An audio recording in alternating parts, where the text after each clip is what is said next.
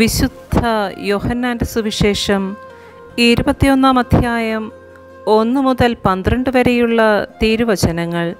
യേശു വീണ്ടും പ്രത്യക്ഷപ്പെടുന്നു. ഇതിനുശേഷം യേശു തിബേരിയാസ് കടൽത്തീരത്ത് വെച്ച് ശിഷ്യന്മാർക്ക് വീണ്ടും തന്നെ വെളിപ്പെടുത്തി.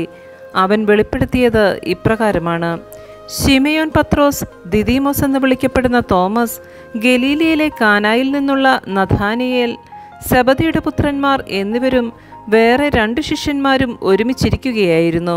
ശിമയോൻ പത്രോസ് പറഞ്ഞു, ഞാൻ മീൻ പിടിക്കാൻ പോവുകയാണ്. അവർ പറഞ്ഞു, ഞങ്ങളും നിന്നോടുകൂടി വരുന്നു. അവർ പോയി വള്ളത്തിൽ കയറി.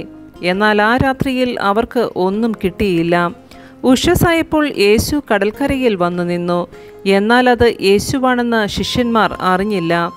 യേശു അവരോട് ചോദിച്ചു, കുഞ്ഞുങ്ങളെ, നിങ്ങളുടെ അടുക്കൽ മീൻ വല്ലതുമുണ്ടോ? ഇല്ല എന്ന് അവർ ഉത്തരം പറഞ്ഞു. അവൻ പറഞ്ഞു, വള്ളത്തിൻ്റെ വലത്തുവശത്ത് വലയിടുക, അപ്പോൾ നിങ്ങൾക്ക് കിട്ടും. അവർ വലയിട്ടു. അപ്പോൾ വലയിലകപ്പെട്ട മത്സ്യത്തിൻ്റെ ആധിക്യം നിമിത്തം അത് വലിച്ചു കയറ്റാൻ അവർക്ക് കഴിഞ്ഞില്ല. യേശു സ്നേഹിച്ചിരുന്ന ആ ശിഷ്യൻ പത്രോസിനോട് പറഞ്ഞു, അത് കർത്താവാണ്. അത് കർത്താവാണെന്ന് കേട്ടപ്പോൾ ശിമയോൻ പത്രോസ് താൻ നഗ്നനായിരുന്നത് കൊണ്ട് പുറങ്കുപായം എടുത്ത് ധരിച്ച് കടലിലേക്ക് ചാടി. എന്നാൽ മറ്റു ശിഷ്യന്മാർ മീൻ നിറഞ്ഞ വലയും വലിച്ചുകൊണ്ട് വള്ളത്തിൽ തന്നെ വന്നു.